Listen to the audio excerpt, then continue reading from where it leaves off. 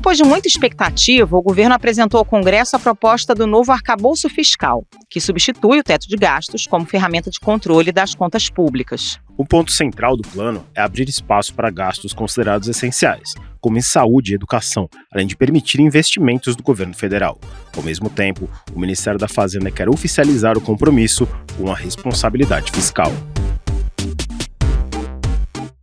Mais um processo que prometia ser simples pode ter sofrido um baque nesta quarta-feira. A demissão do chefe do Gabinete de Segurança Institucional, General Gonçalves Dias, e a iminente instalação de uma CPMI sobre os ataques de 8 de janeiro podem causar um atraso indesejável para o Planalto. É isso que a Gleisi deixa claro ali no tweet. Olha, são duas cenas, né? Então, primeiro, o G. Dias tem que saber se ele deu voz de prisão ou se ele estava bem-vindo ao Palácio, quebrem tudo. Essa é uma ponta. Os outros do GSI que aparecem, eles efetivamente estão colaborando.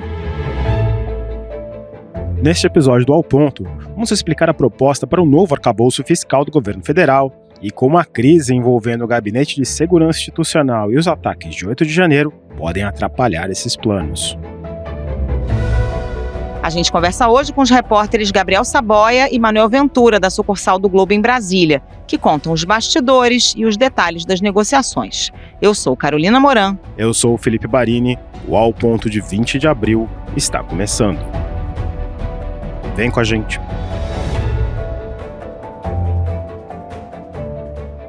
Gabriel Saboia, bem-vindo ao Ponto.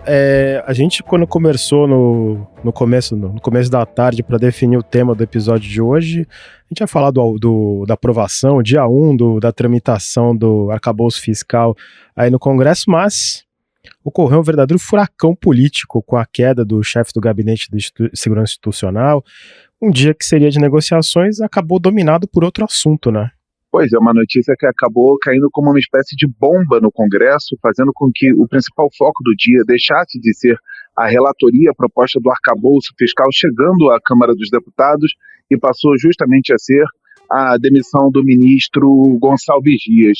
Isso porque desde cedo, desde o começo do dia, a oposição, os deputados bolsonaristas, melhor dizendo, vinham batendo na tecla de que Gonçalves Dias precisava ser retirado do cargo justamente pelas imagens que foram compartilhadas, que mostram ele dialogando, digamos assim, com alguns dos manifestantes extremistas do dia 8 de janeiro. E, de certa forma, a pedra que eles vinham cantando, o que eles vinham dizendo desde cedo, acabou se concretizando no final da tarde com o desligamento do Gonçalves Dias do cargo. Isso fez com que, desde então, os bolsonaristas começassem a bater nessa tecla de maneira insistente e passassem a todo instante a fazer algumas proposições em relação ao destino do agora ex-ministro. Dizem que vão pedir, por exemplo, a quebra dos sigilos telefônico e também de correspondência dele. Dizem que vão pedir a prisão dele e também que vão pedir para que seja confiscado o seu passaporte. Todas medidas, dizem eles, os bolsonaristas, que serão medidas, digamos assim, preventivas para evitar qualquer manifestação, qualquer movimentação do agora ex-ministro Gonçalves Dias. Saboia, além dos problemas políticos, na semana que vem deve ocorrer a sessão para abrir uma CPMI sobre os ataques de 8 de janeiro, algo que o governo tentou evitar ao máximo, mas acabou aceitando depois desse furacão de ontem, né? Mas não abraçaram de vez de bom grado e nem de maneira muito tranquila, não. Abraçaram de vez com algum constrangimento como pano de fundo. Os governistas, a base do governo, dizia a todo instante que não havia motivo para a abertura dessa CPMI.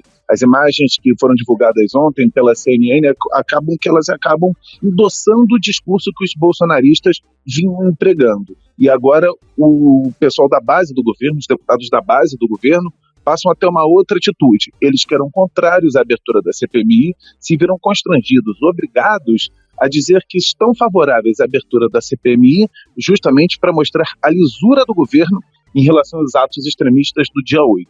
Acontece que a CPMI era vista durante todo o tempo pelos governistas como uma espécie de ferramenta dos bolsonaristas para, digamos assim, chacoalhar o Congresso, fazer muitas polêmicas, divulgar muitos vídeos mostrando a atuação desses deputados. Eles não queriam que essa CPMI fosse aberta justamente por esse motivo.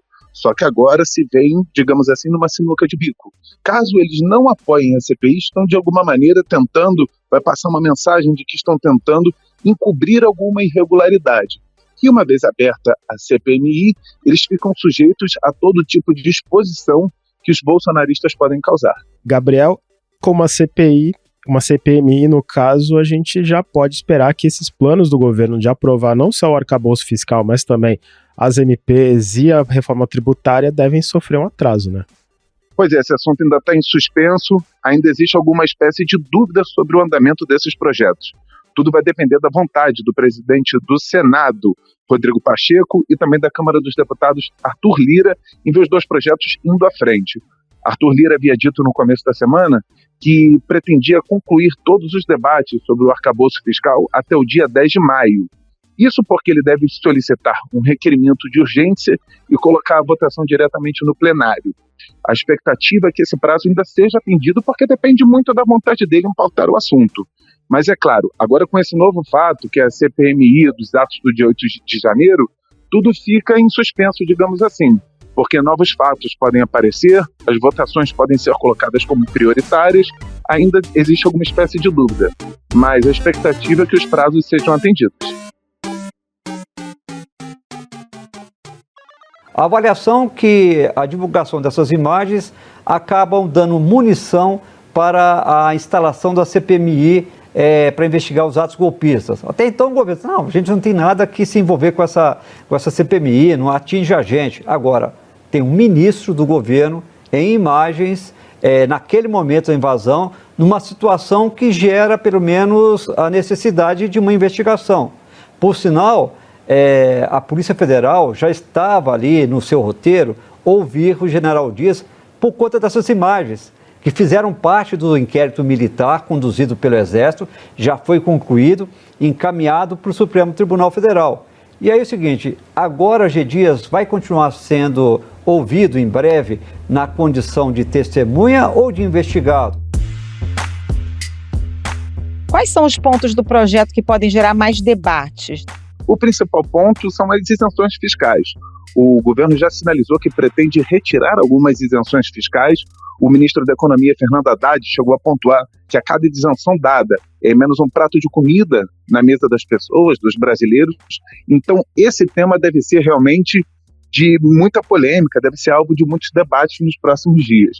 Mas, é claro, a expectativa é que o texto, com uma modificação ou outra, com algum debate, ainda vá à frente, ainda tenha uma grande aderência aqui na Câmara dos Deputados. Você falou da oposição, mas também tem um fogo amigo, né? O deputado Lindbergh Farias, do PT, chegou a dizer que o texto lembra um pacto com o diabo. Como que o governo pretende lidar com esse possível fogo amigo no Congresso? Pois é, muito embora tenha havido esse fogo amigo durante os debates, as discussões do arcabouço fiscal, a expectativa é de que ele seja deixado de lado nesse momento.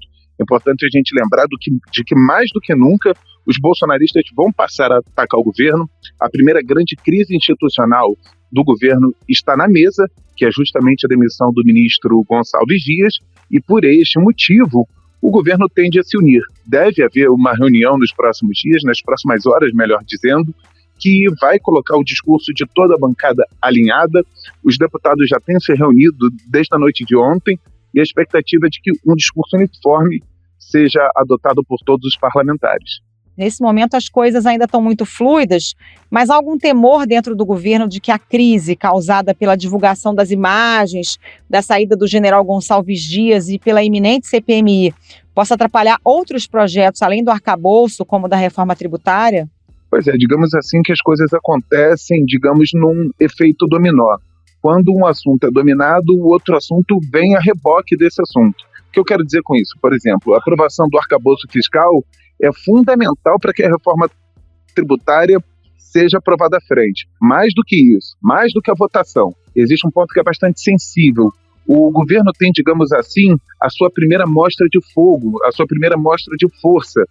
Aprovar o arcabouço fiscal é muito importante para as próximas votações, para mostrar corpo, para mostrar tamanho, para mostrar base na Câmara dos Deputados. E com o arcabouço fiscal sendo aprovado, a expectativa é de que tudo seja facilitado para a reforma tributária.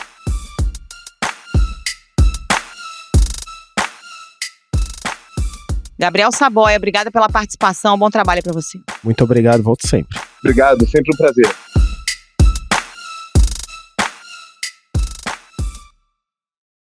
Manuel Ventura, para a gente começar essa conversa, quais foram as principais mudanças ou surpresas nesse texto que foi entregue ao Congresso em relação ao que já vinha sendo ventilado pelo governo? Olha, Carol, o texto foi divulgado muito em linha com o que o governo já tinha antecipado, mas alguns detalhes surpreenderam, mesmo a gente já imaginando que essa seria a linha do governo. Um desses detalhes, por exemplo, se trata da forma como será feito o cumprimento das metas fiscais. Ficou claro no texto que se houver um descumprimento das metas fiscais, se as metas forem descumpridas, o presidente da República não vai ser penalizado por isso. Como é que funciona hoje? A meta fiscal, que é a meta de resultado para as contas públicas, né, a diferença entre receitas e despesas, ela precisa ser cumprida segundo o que está previsto na Lei de Diretrizes Orçamentárias. A nova regra fiscal, ela muda isso, ela cria uma meta que poderá variar para mais ou para menos dentro de um intervalo e se por acaso essa meta for descumprida abaixo desse intervalo, quer dizer, abaixo do piso desse intervalo, o presidente da República ele vai ter apenas que prestar esclarecimentos ao Congresso Nacional por meio de uma carta e a punição é que as despesas vão poder crescer menos no ano seguinte, mas mesmo isso ainda com alguma limitação.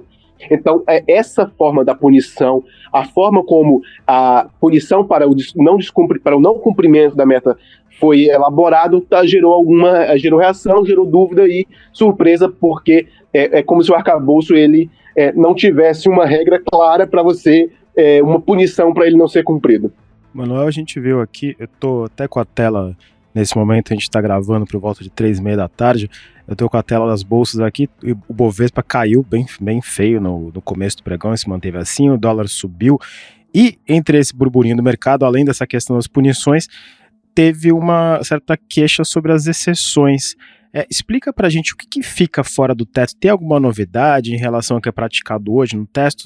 E teve algum tipo de flexibilização de gastos? Olha, essa reação do mercado à lista de exceções ela é uma coisa interessante, porque a lista de exceções ela é exatamente as mesmas que estão no teto de gastos. Não há nenhuma novidade em relação ao teto de gastos. Pelo contrário, o governo acabou apertando ainda mais e colocando para dentro da regra coisas que antes estavam fora. O exemplo mais claro disso a capitalização, a possibilidade do governo aportar recursos em empresas estatais não dependentes do Tesouro. Como é que funciona isso hoje pelo teto de gastos? Qualquer capitalização, qualquer aporte de dinheiro em empresas estatais não dependentes do Tesouro, por exemplo, uma capitalização no BNDES ou uma capitalização na Petrobras, por exemplo, ela poderia ser feita fora do teto, fora dos limites de gastos. Ela é assim hoje. Com a nova regra, vai continuar existindo essa possibilidade, mas as capitalizações de empresas financeiras, ou seja, dos bancos, precisam ser feitas se houver dentro da regra fiscal. Ou seja, o governo está colocando capitalização do BNDES, da Caixa do Banco do Brasil, eventualmente, para dentro dos limites de gastos. Isso é uma novidade que é para afastar a possibilidade, segundo o governo, de alguém pensar que será feita uma capitalização no BNDES, por exemplo, fora das regras fiscais. Então essa é uma novidade que foi colocada apertando as possibilidades de exceção. Mas a forma como as exceções acabam sendo entendidas gera um pouco de ruído, porque hoje já existem exceções, só que a forma como o governo acabou comunicando essa exceção talvez tenha gerado esse ruído. E algumas dessas exceções são, inclusive, obrigações constitucionais, né, que não poderiam ser modificadas por uma lei, como é o caso dessa do arcabouço, por exemplo, o repasse do Fundeb, da educação básica.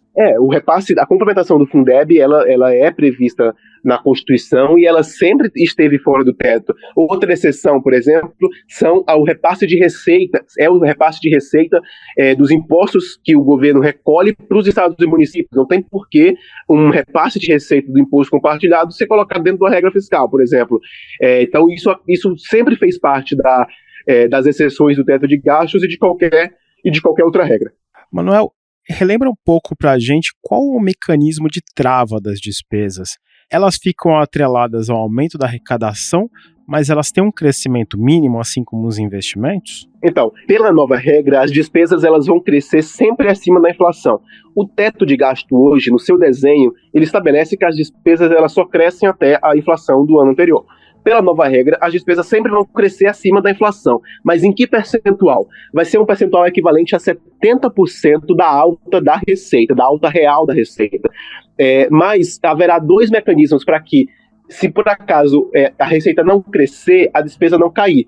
Então, por exemplo, se a receita ela não cresce de forma real em um ano, a despesa vai crescer 0,6% acima da inflação, mesmo assim. E se a receita crescer muito, a despesa vai continuar crescendo até 2,5% acima da inflação. Estamos falando sempre em números reais, em números acima da inflação, porque parte do pressuposto de que pelo menos a inflação todo ano vai ser corrigido. E é importante destacar que esse crescimento é com base no que foi autorizado no orçamento de 2023. O orçamento de 2023 ele já foi um pouco acrescido em relação a 2022, porque no ano passado foi aprovada aquela PEC da transição, a chamada PEC da transição, que acabou elevando os gastos nesse ano aí na casa de 168 bilhões de reais. Para os investimentos, vai ter um piso, na verdade, não vai ser um teto, vai ser um piso. Esse piso vai ser de 75 bilhões de reais, sempre acrescido da inflação todos os anos. 75 bilhões de reais é a quantidade de investimento prevista no orçamento deste ano.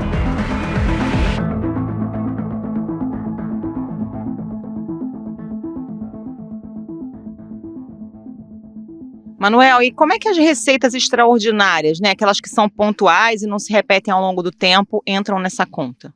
Carol, o governo criou um conceito para criar um conceito de receitas recorrentes, para excluir da conta as receitas extraordinárias, com o discurso de que não é correto contratar despesas permanentes com receitas extraordinárias. Então, para evitar que houvesse um boom de receita causado por um fator que não é relacionado ao crescimento da economia, que isso levasse a um aumento de gastos permanente. Então, o governo decidiu tirar da receita, dessa conta das receitas, as receitas advindas de concessões, dividendos e royalties, especialmente royalties de petróleo, que o Brasil tem um valor grande a receber todos os anos disso. Por quê? Porque são receitas que elas variam muito ano a ano.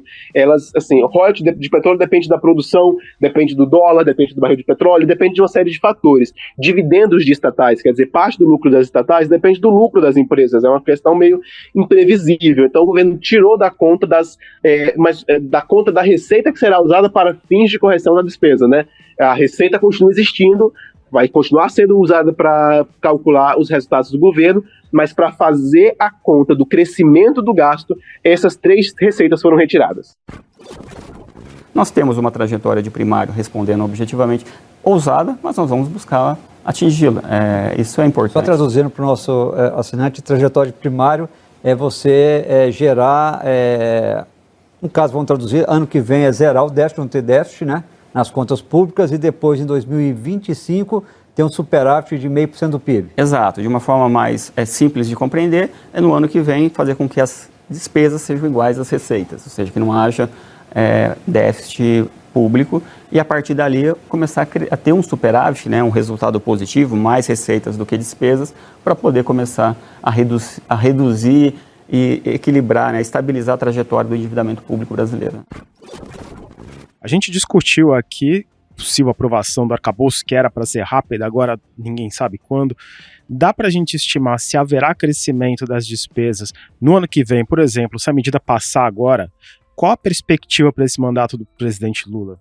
Pois é, são as estimativas feitas com base no que o governo apresentou, e ainda se tratam de estimativas porque a receita que vai ser considerada para essas despesas é a receita calculada entre julho e junho de um ano. Então, a gente ainda não fechou o período de apuração da receita.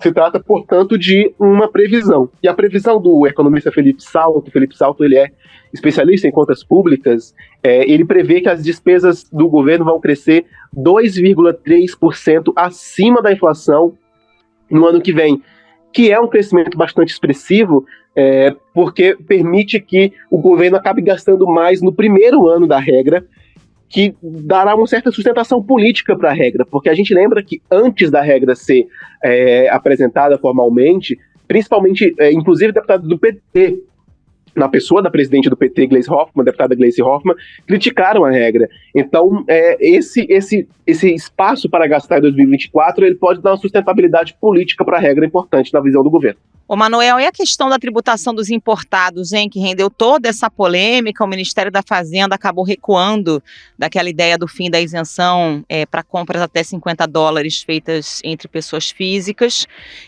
mas diz que vai apertar a fiscalização contra a sonegação. Como é que isso pode ser feito, levando em conta que são cerca de 500 mil encomendas vindas só da China por dia?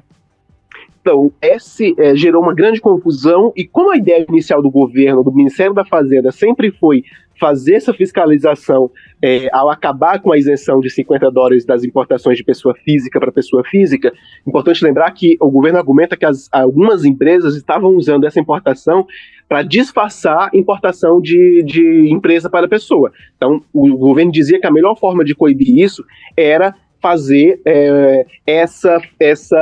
derrubar essa isenção para todas as encomendas ter o mesmo tratamento e todas serem tributadas.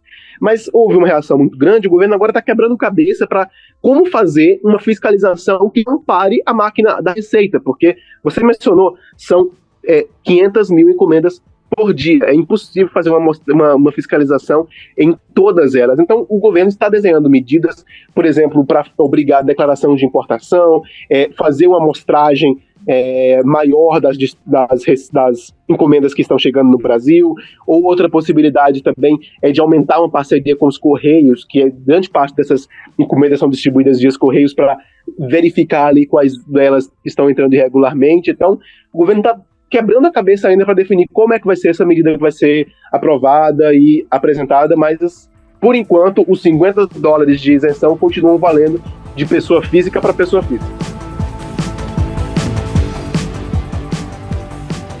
Manuel Ventura, muito obrigado pela sua participação, como sempre, as portas sempre ficam abertas, e um bom trabalho aí em Brasília, porque assunto não falta, como a gente viu aqui.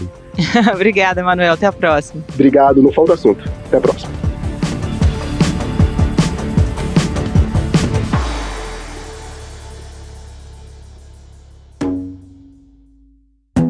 Esse foi o Ao Ponto de hoje, o podcast diário da redação do Globo. Nessa conversa, a gente conta com a participação de toda a equipe do jornal, as mesmas pessoas que levam até você informação e análise de qualidade todos os dias. Quer saber mais? Assine o Globo. Acesse assineglobo.com.br e confira todas as notícias e reportagens especiais. A edição foi de João Guilherme Lacerda. Até mais. Até mais.